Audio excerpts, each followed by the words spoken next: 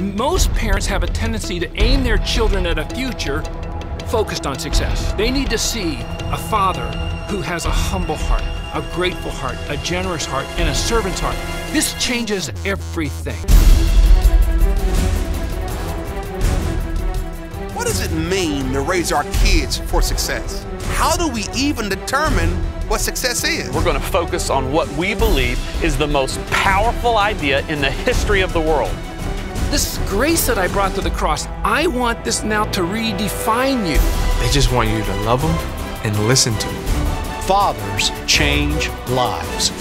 How a man nurtures a boy directly affects who he will grow into as a man. You are the most important man in your daughter's life. You can't imagine how much your little girls just want to hear how proud you are of them. The job of a dad is to connect to the heart of your child. It makes it easier for them to connect to the heart of God.